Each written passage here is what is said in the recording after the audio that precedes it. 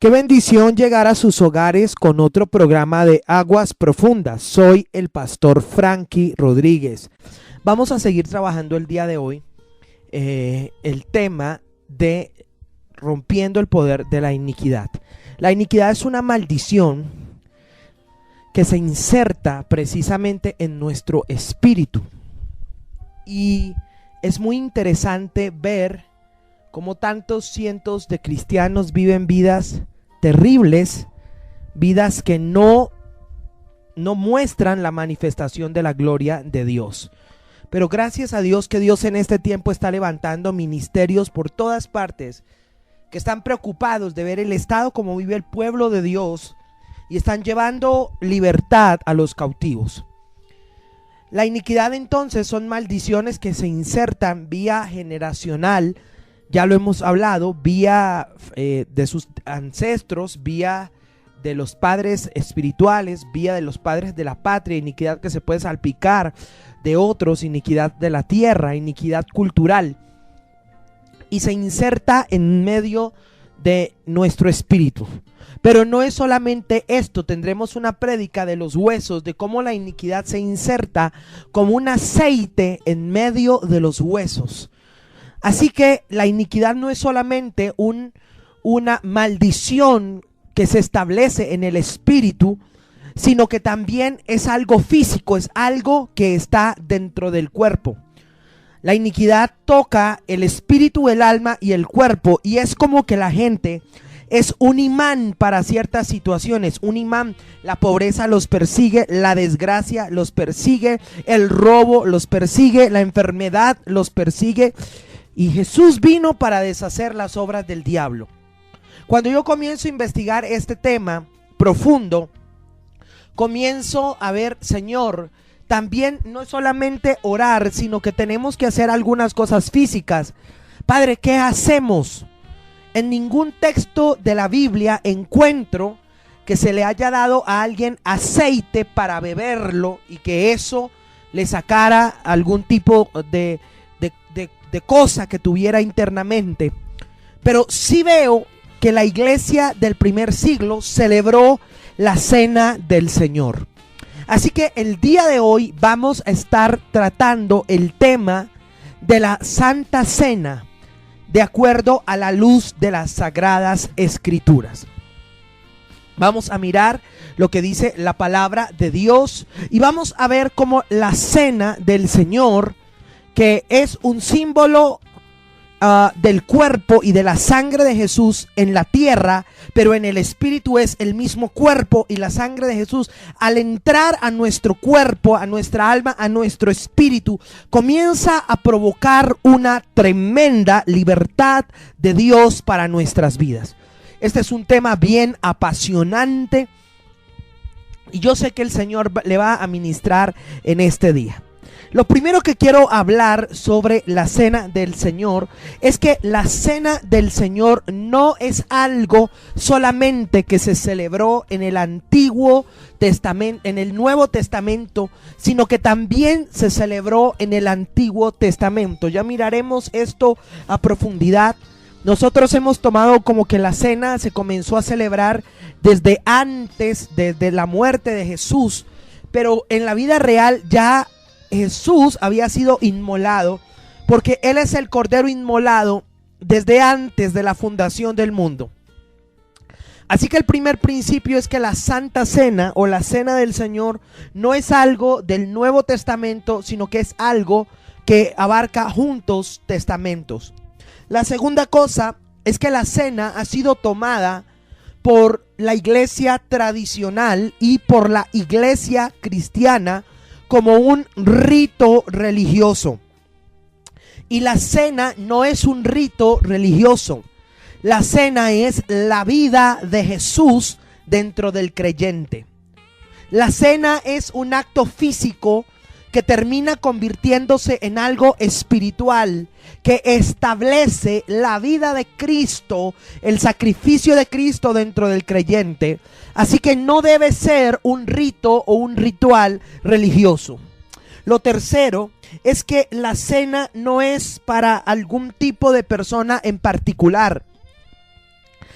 parece ser que en las congregaciones existen estratos y como que estos sí y estos no. La cena no es para un tipo de persona en particular. La cena es para toda persona que sea miembro del cuerpo de Cristo. Ya vamos a comenzar a profundizar en esto. No es algo, número uno, no es algo del Nuevo Testamento, solamente es algo del Antiguo también. Número dos, no es un ritual religioso, es la vida de Cristo en la iglesia. Y número tres, no es para un tipo de persona en particular, sino que es para el cuerpo de Cristo. Cuando vemos esto, entonces vamos a estudiar algunas escrituras. Le pido poder escuchar todo el programa completo, la primera y la segunda parte, que le van a traer tremenda bendición a usted. Así que cuando yo comienzo a estudiar este tema, el Espíritu Santo me da la revelación. Le estoy hablando de que no lo saqué de un libro, no lo saqué de el Espíritu Santo me habla y me dice, es que mi pueblo ha eliminado del servicio el sacrificio de Jesús. Digo, ¿cómo es esto? Lo han eliminado del servicio, lo han eliminado de sus propias casas, y es el sacrificio de Jesús el que hace que la iniquidad pueda desarraigarse del cuerpo, del alma y del espíritu de la gente. Esto es bien interesante. Y no es solamente el sacrificio de Jesús allá en el año 0, en el año 30 y algo, sino que es el sacrificio de Jesús. La Biblia dice que cuando participamos nuevamente estamos anunciando su muerte. Así que vamos a ver algunas escrituras el día de hoy y esto le va a bendecir a usted. Y vamos a desmitificar, vamos a arrancar esa mentalidad de Grecia, del rito, de la religión, y vamos a tomar esto como la vida de nosotros. Lo primero que quiero ver es Génesis 14, 18 al 20. La escritura dice, entonces Melquisedec, rey de Salem y sacerdote del Dios Altísimo, sacó pan y vino y le bendijo diciendo, bendito sea Abraham del Dios Altísimo, creador de los cielos y de la tierra. Y bendito sea el Dios Altísimo que entregó a tus enemigos en tu mano y le dio a Abraham los diezmos de todo.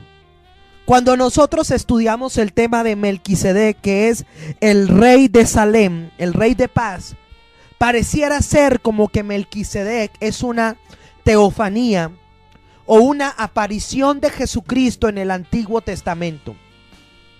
Sea Jesús o no sea Jesús, cuando Melquisedec se encuentra con Abraham, toman pan y toma vino y Melquisedec le hace partícipe a Abraham de este sacrificio. Y él hace un pacto, un voto al Señor, que a partir de ese momento él iba a apartar los diezmos para el Señor. Así que note que la Santa Cena no se celebra por primera vez allá en el aposento alto cuando Jesús toma a sus discípulos y los lleva, sino que ya la Santa Cena venía celebrándose. El hecho de la idea del sacrificio de un cordero ya venía siendo una realidad desde Génesis capítulo 2, Génesis 3, cuando es la caída, y Dios mismo toma un animal para vestir a Adán y a Eva de su desnudez. Entonces allí hubo un sacrificio, un cuerpo, y hubo un derramamiento de sangre. El Señor como el prototipo, tomando el prototipo de la obra de Cristo de la cruz del Calvario. Caín y Abel ya ofrecieron sacrificio y ofrenda al Señor de lo mejor que ellos tenían. Y en ese capítulo encontramos que ya comienza a celebrarse, ya viene la idea del pan y del vino en medio del pueblo. La segunda cosa es Éxodo capítulo 12, versículos 7 y 8. Tomarán la sangre y la pondrán en los postes y en el dintel de las casas en que lo han de comer, y aquella noche comerán la carne asada al fuego y panes sin levadura, con hierbas amargas lo comeréis. Quiero que usted se remonte al Nuevo Testamento un segundo. Y es que el sacrificio de Jesucristo precisamente fue para la fecha de la fiesta de la Pascua. Quiero que usted lo entienda. Entonces, cuando vamos a la Pascua, nos dirigimos al Antiguo Testamento y ahí miramos que la liberación del imperio de Egipto, escuche, la liberación de este imperio se dio no por todas las plagas, se dio porque la plaga final juzgó el hijo del primogénito de Egipto, pero se da porque a través de la Pascua el Señor da una orden y es: tomen un cordero. Deben comer ese cordero, esa carne con hierbas amargas, y deben colocar la sangre del cordero sobre la puerta. Ahí ustedes van a ver los elementos: el cuerpo del cordero, la sangre del cordero y los panes sin levadura. Así que la liberación de Egipto se dio a través de la celebración de la cena, porque todos entendemos que el cordero es el mismo Señor Jesucristo. Y quiero que usted vea esto, porque no hubo una distinción, y ustedes van a ver en todo el proceso de la liberación que Israel fue extremadamente rebelde, Israel fue necio, pero no hubo un solo israelita, porque en la palabra se respeta el principio o el concepto de cuerpo, y no se puede desmembrar el cuerpo. Así que no hubo un solo israelita que no recibiera ese sacrificio, sino que todos estaban esa noche en sus casas. Porque este es el principio: no la cena en el templo, sino la cena en las casas. Así lo celebraban en el Antiguo Testamento. La familia reunida, el padre, la madre, los hijos reunidos, están comiendo el pan, están comiendo el cordero, pero ustedes verán, y la puerta está marcada con la sangre, que Pablo llama sangre del nuevo pacto. Bendito Dios. Esto es tremendo. Y usted, quiero que vea la escena, porque el destructor vino no primero a la tierra de Egipto, sino que el destructor venía primero hacia la tierra de Gosén, a donde estaba el pueblo del Señor. Y él viene y ve todas las casas con la sangre. A pesar de las imperfecciones, a pesar de las murmuraciones, a pesar de las quejas, Israel, a pesar de su misma incredulidad, porque fueron tantas plagas y no ver liberación, pero a pesar de eso, el destructor va viendo y él no ve la falta. El destructor no va viendo el pecado, sino que cuando el destructor está corriendo por las calles de Gosén, lo que ve es la sangre puesta sobre las puertas y dice: esta sangre, por esta sangre yo no puedo entrar, y no puedo entrar, y no puedo entrar. Pero cuando llega al territorio de Egipto, ustedes verán que comienza a destruir a todos los primogénitos de esa tierra. Y ahí hay un principio. El primer principio es que donde la sangre está, la plaga de mortandad no puede entrar. El destructor no puede entrar. Y no es solamente mencionar la sangre, sino participar de la sangre. Número 2, el segundo principio es que los que la comían, ¿quién comía la Pascua? Todos los judíos. A pesar de los diferentes situaciones que ellos vivían y que no eran el pueblo más perfecto, la sangre los cubría. Y esta es la obra de Cristo en la cruz del Calvario, porque su sangre nos cubre, su sangre nos limpia de todo pecado. En la cruz del Calvario se pagó no solo por los pecados pasados, ni por los pecados de la gente que existía en ese tiempo, sino que en la cruz se pagó por los pecados del pasado, los presentes y los futuros. La sangre cubre el pecado. Esto es un tema bien interesante. Así que no era algo solamente del Nuevo Testamento, sino que en la Pascua lo que estaba ocurriendo es que a través de esa sangre, a través de esa carne, a través de ese pan que estaban partiendo y toda la familia estaba comiendo, estaban saliendo como hijos, estaban saliendo como familias, estaban saliendo como un pueblo de 430 años de esclavitud, estaban saliendo y caminando hacia la tierra de las promesas, porque no es es solamente pensar en la tierra de las promesas como el cielo, sino que la sangre de Jesús en este tiempo ha hecho que podamos ser trasladados de Egipto, sacados de Egipto y ir caminando hacia el cumplimiento de las promesas de Dios en nuestra vida. Qué vacía está una persona que no participa de la Pascua. Qué vacía está una familia que no participa de la cena del Señor. Qué vacía está una congregación que celebra la cena una vez al año. La Pascua era algo que celebraban las familias juntas. Y Jesús dijo: todas las veces que se reúnan, coman el pan y beban la copa. Qué interesante es esto, ¿cierto? Ahora, cuando nosotros vemos esta enseñanza, yo fui sorprendido. Digo, claro, la libertad de Egipto fue precisamente a través de la cena. Lo tercero que quiero mostrarle por la palabra está en Juan 6:53. Juan 6. Y la escritura dice algo tremendo. Y esto a mí me sorprendió. Cuando yo veo esto digo: Señor, de razón la vida de Dios no la podemos ver en la gente. Dice Juan 6:53. Jesús les dijo: de cierto os digo, si no coméis la carne del Hijo del Hombre y bebéis su sangre, no tenéis vida en vosotros. Qué texto tan tremendo.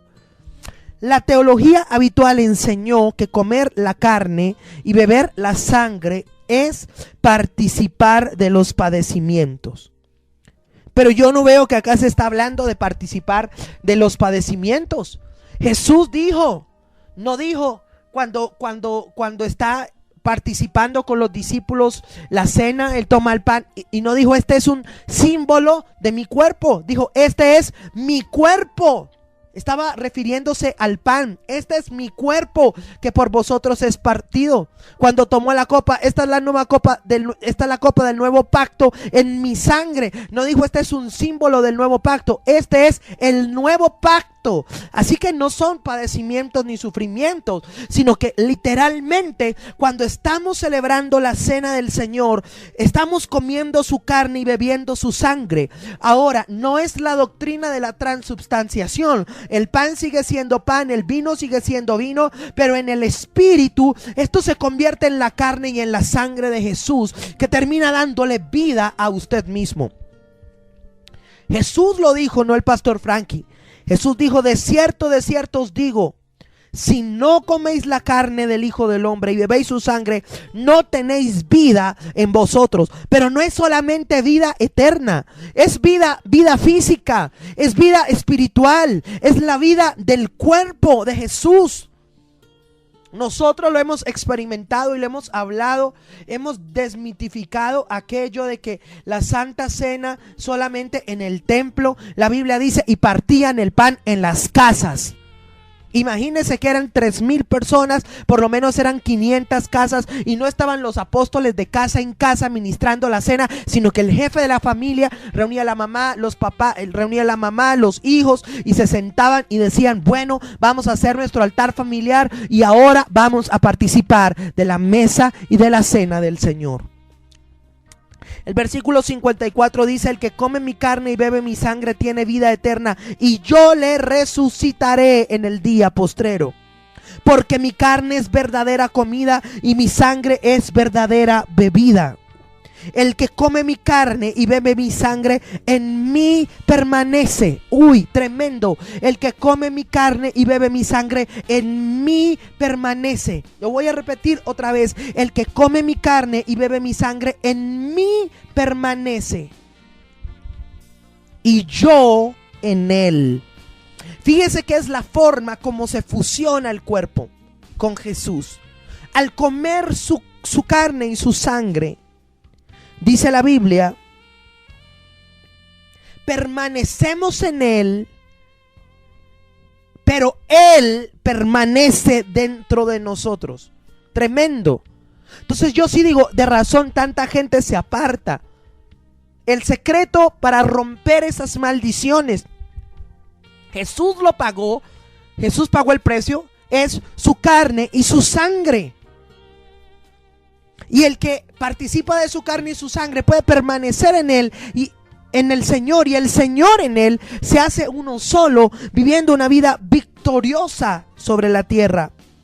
Dice el versículo 57, como me envió el Padre viviente y yo vivo por el Padre, asimismo el que me come, él también no vivirá por él mismo, sino vivirá por mí.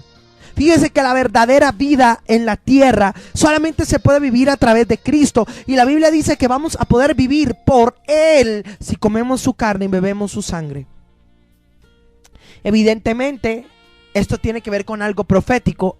Un acto profético es algo físico que desencadena algo en el mundo espiritual.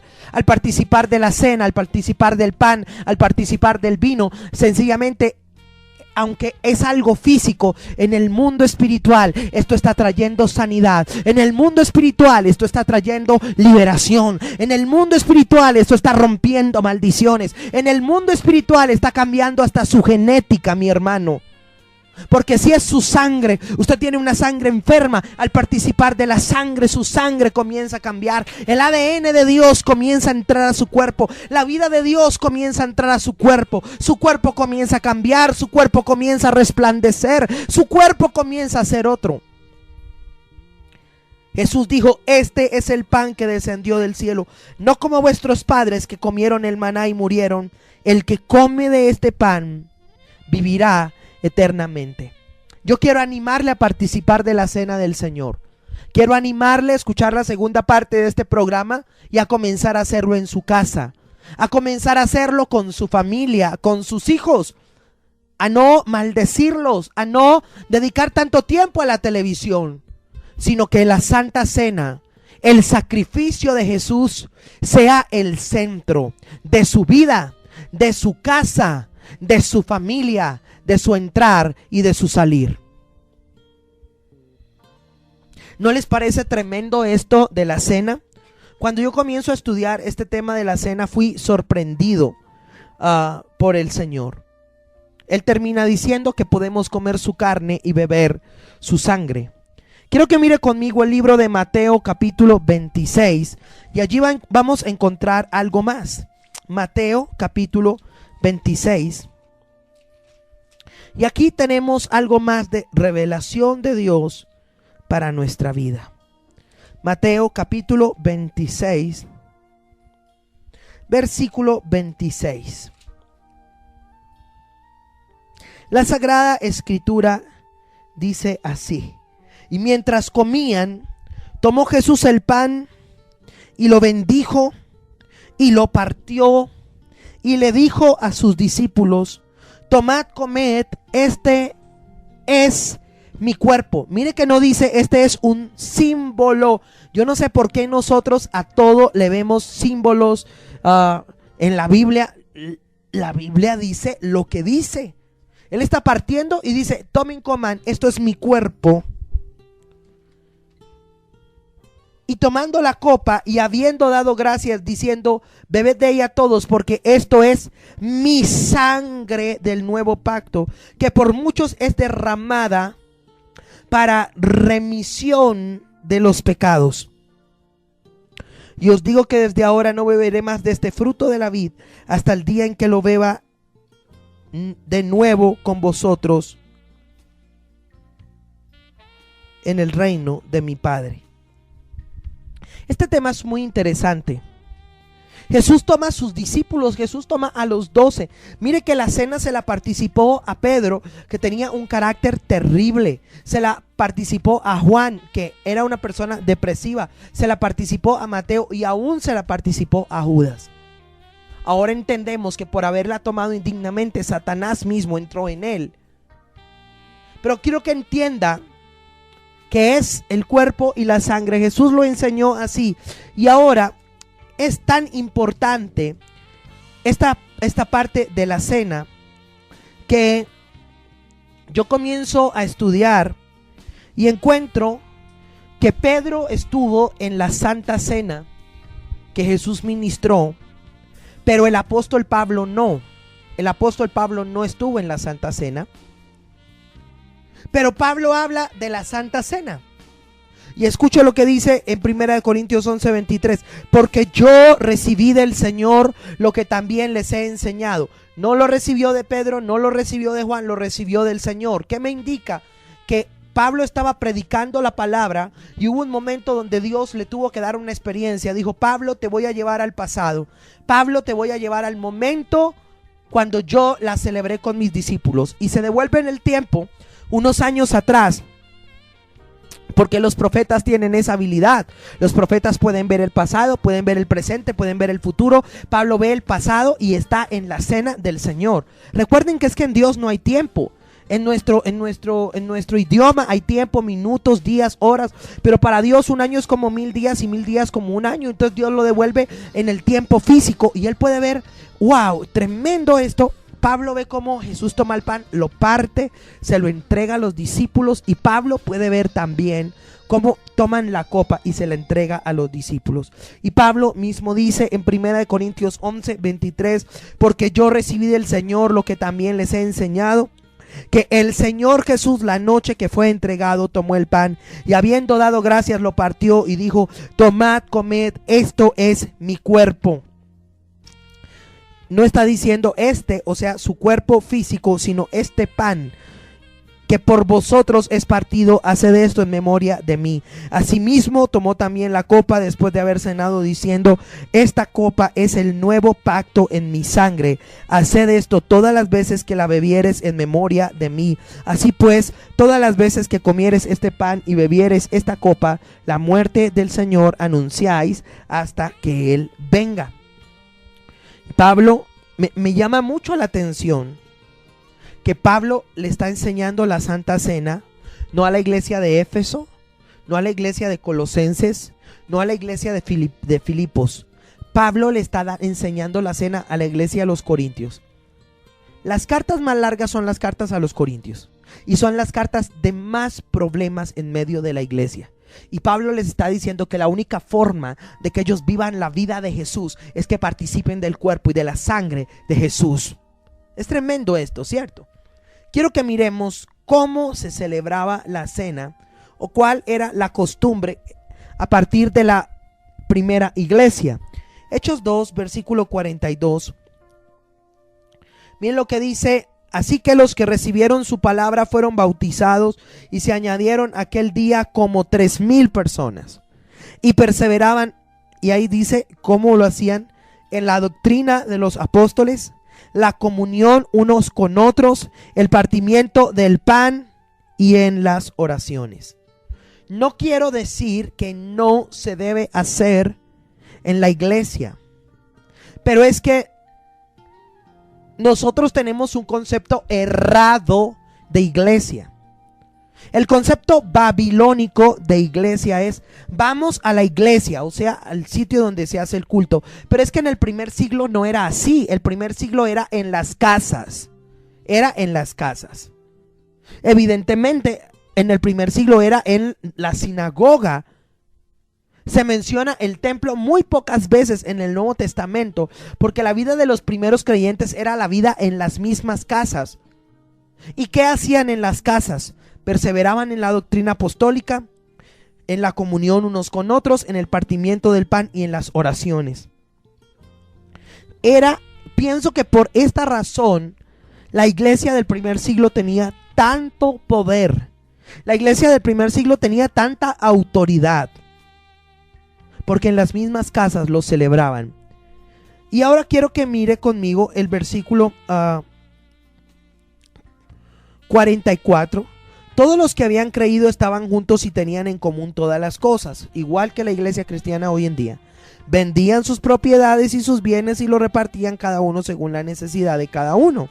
Perseveraban unánimes cada día en el templo, pero mire cómo pone una coma: partían el pan en las casas y comían juntos con alegría y sencillez de corazón, alabando a Dios y teniendo favor con todo el pueblo, y el Señor añadía cada día los que habían de ser salvos. ¿Cuál era la costumbre en las casas? Por eso, vamos a entrar más fuerte en materia. No se puede convertir en un rito religioso solamente de cada domingo. No se puede convertir en un rito religioso de una vez al mes o por allá una vez al año, y eso, algunas personas dicen, ya eso no tenemos que hacerlo, sino que en las casas. Ahora, si nosotros queremos tener el poder espiritual de Dios que tenía la primera iglesia, vamos a tener que hacer lo que hacía la primera iglesia. Y yo quiero desafiarlo a leer el libro de los Hechos nuevamente, por lo menos unas 100 veces, para que la palabra les sea revelada y les sea implantada. ¿Por qué tenían tanto poder? ¿Por qué los brujos no los mataban? ¿Por qué vivían la vida de Dios? ¿Por qué Dios hacía tantos milagros? ¿Qué hacían? ¿Cuál era el éxito de ellos? Perseveraban en la doctrina, en la comunión, en el partimiento del pan, en las oraciones, perseveraban unánimes en el templo, partían el pan en las casas, comían juntos con alegría, sencillez de corazón, alababan a Dios, tenían favor con todo el pueblo. Dios añadía cada día a la iglesia a los que habían de ser salvos. Qué palabra tan tremenda. Ahora, yo quiero que podamos hablar, respecto a cómo podemos hacer para celebrar la cena del Señor. Porque ya hemos tomado unos textos bien interesantes, ¿cierto? Vimos Génesis 14, Melquisedec y Abraham la celebraban. Vimos Éxodo 12, que la Pascua es la Santa Cena. Vimos Juan 6, que podemos comer su carne y su sangre. Mateo 26, que Jesús dijo, coman mi carne y mi sangre. Y la iglesia del primer siglo celebrándolo en casas con su familia. Quiero hablarles de cómo lo podemos hacer. Lo primero que quiero hablarles al respecto es algo que yo llamo forma y fondo. La forma puede ser modificable, pero el fondo no puede ser modificable. Cuando yo hablo del fondo, es que la cena debe celebrarse con pan y con vino. Ahora, yo no quiero discutir con nadie respecto a la palabra vino, porque la palabra de Dios dice vino. No quiero discutir, pero algo tengo claro, por cuestiones de conciencia, y yo lo he dicho a la iglesia. Le dije, toda la iglesia, nosotros celebra la cena en las casas. Les he dicho, por favor, ustedes no consumen vino, alcoholizado. Pastor, ¿por qué la Biblia dice vino? Sí, dice vino, pero si nosotros le damos rienda suelta a toda la gente para que esté tomando vino en su casa, un vino para la cena, y los adolescentes, alguien tiene que poner un límite, terminan emborrachándose con la misma Santa Cena. No, es mejor. Jesús dijo fruto de la vid, así que el jugo también es fruto de la vid. Es mejor hacerlo con el fruto de la vid. Satanás ha usado mucho el alcohol para matar, para robar, para destruir gente, familias, hijos, así que no le vamos a dar gusto. Entonces, lo que no debe ser modificable es que es con pan y con el fruto de la vid. Una hermana me dijo, lo voy a hacer con jugo de mora. Le dije, hermana, la planta de la vid es una planta muy delicada, pero las moras son llenas de espinas. Si usted quiere insertar en su cuerpo un espinero terrible, celébrelo con moras. La Biblia dice uvas. Así que eso no es modificable. Pan y fruto de la vid. El resto sí que cada cual lo celebre, lo puede hacer como quiere. Quiero poner este ejemplo. Algunas congregaciones toman una copa grande y de esa copa grande beben 500 personas. Bueno, no sé. Otras congregaciones tienen el pan y cada uno agarra el pedacito de pan. Otras congregaciones ya le dan a uno el pedacito del pan partido. Eso no es de fondo, eso es de forma. La forma no importa, lo importante es que sea pan y el fruto de la vid. Eso tiene que ser claro para nosotros. El pan y el fruto de la vid. Ahora, ¿cuándo lo podemos hacer? El apóstol Pablo dijo algo tremendo. Pablo dijo esto, dijo, cada vez que se reúnan. Y no es un tema de discusión, pero en algunas congregaciones la cena es algo, nosotros no lo discutimos, cada iglesia tiene libertad de hacerlo. La cena es algo que solo puede oficiar el pastor general, que solo puede oficiar el presbítero o el presidente de la misión, y en algunos casos el presidente de la misión aparece una vez al año y ese día es que se puede tomar la cena. Recuerden lo que dice la Biblia, que el que toma la cena permanece en Jesús, Jesús en él, que la cena es la vida. A mí me parece tremendo cuando la Biblia dice que todas las veces que ustedes se reúnan, ¿cada cuánto? Todas las veces que ustedes se reúnen. Entonces yo he propuesto que cada culto en nuestra congregación, el jueves y el domingo, celebramos la cena, cada vez que nos reunimos. Pero yo he dicho que en las casas, el jefe de la familia, todos los días, debe reunir la esposa a los niños una media horita al menos. Vamos a hacer nuestro devocional personal. Y ahora vamos a participar de la cena del Señor en las casas. Y tal vez llegó un familiar, llegó otro hermano, se sientan, comparten. He recibido decenas de testimonios de cómo los niños comienzan a profetizar cuando están celebrando la cena, cómo el varón de la casa ahora tomó las riendas espirituales de la casa y no están esperando a que vengan algún presbítero para darles la cena. ¿Quién lo puede celebrar? La puede celebrar la familia, todas las veces que se reúnan como familia. Recuerden que el centro de la iglesia cristiana no es la alabanza. El centro de la iglesia cristiana no es pasar 2 horas en alabanza, 2 horas reprendiendo demonios. El centro de la iglesia cristiana no es 2 horas recibiendo predicaciones sobre prosperidad. El centro de la iglesia es el sacrificio de Cristo. El centro de la iglesia es Cristo, hermano. O sea, un culto sin Jesús no fue culto. Un culto con psicología no fue culto. Un culto donde en la adoración no se llevó a adorar a Jesús no fue culto. Un culto donde no estuvo presente el sacrificio de Jesús no fue culto.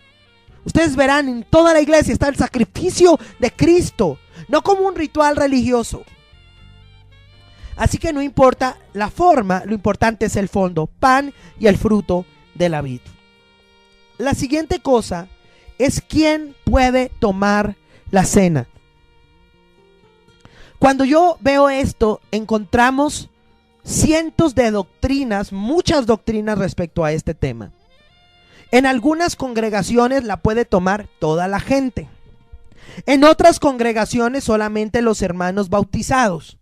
En otras congregaciones solamente los hermanos que viven en total santidad y no tienen ni un solo pecado en su vida. Cuando yo estoy viendo esto, el Señor me habló de su sacrificio y Él me dijo: Frankie, mi sacrificio no es por el justo, mi sacrificio es por el pecador. Quiero que entienda. Y evidentemente todos fallamos, por eso antes de la cena arreglamos nuestra vida, pedimos perdón al Señor. Señor, perdónanos, Señor, límpianos, Señor, aplicamos tu sangre. Pero realmente la cena debe ser para cada persona.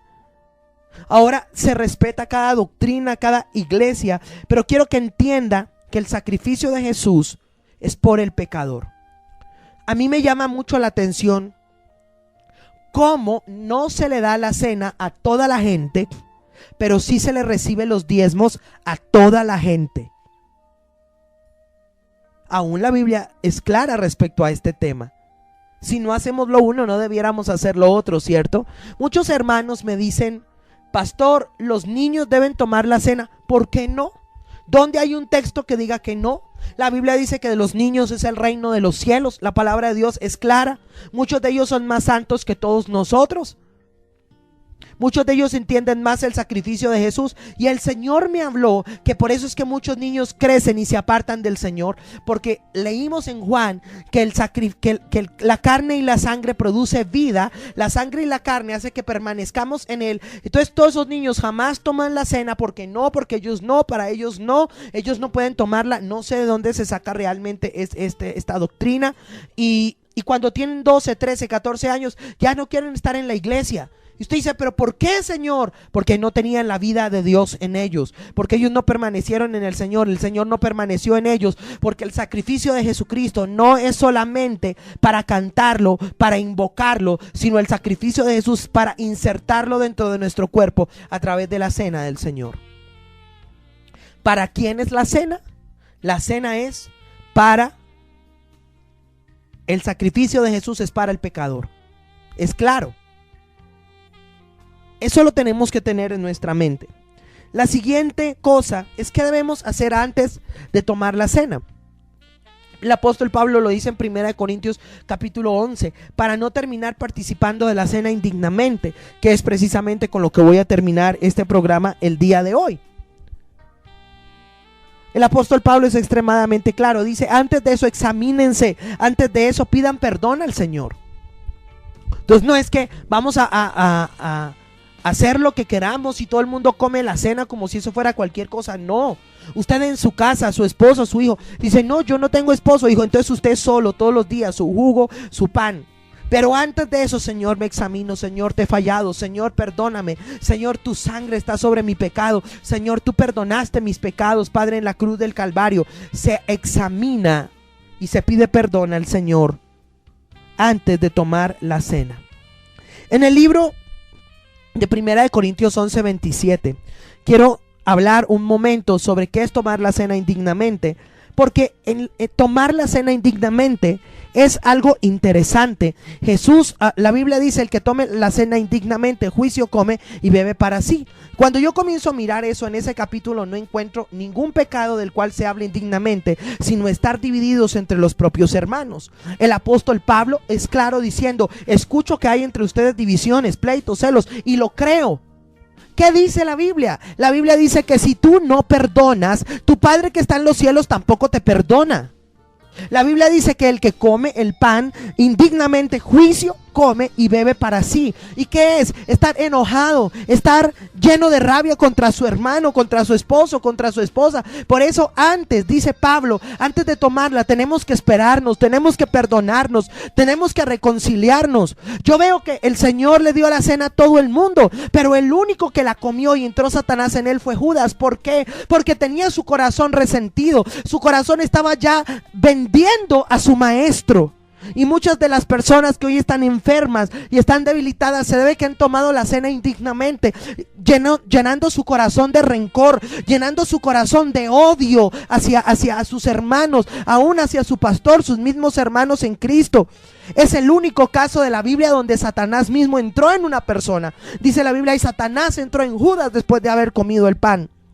Dios Padre está buscando a quien cobrarle a su hijo. Dios Padre está diciendo desde el cielo, los seres humanos mataron a Jesús, voy a cobrarlo. La Biblia dice que el que toma la cena indignamente es culpable del cuerpo y de la sangre. Entonces cuando usted no perdona, cuando usted está dividido contra el cuerpo de Cristo, cuando usted está dividido contra sus hermanos, el Señor lanza el dedo y dice, tú eres culpable del cuerpo de mi hijo y de la sangre de mi hijo. Como tú no perdonas, yo tampoco te perdono. Ahora tú tienes que pagar el precio, el cuerpo y la sangre de mi hijo. Y hay 3 maldiciones. La Biblia habla de enfermedad, de debilidad y de muerte. Muchas personas se enferman por tomar la cena con su corazón enojado. Muchas personas se debilitan por tomar la cena con su corazón enojado. Pero muchas personas hasta ni se vuelven a congregar o hasta mueren físicamente por tomarlo con su corazón enojado.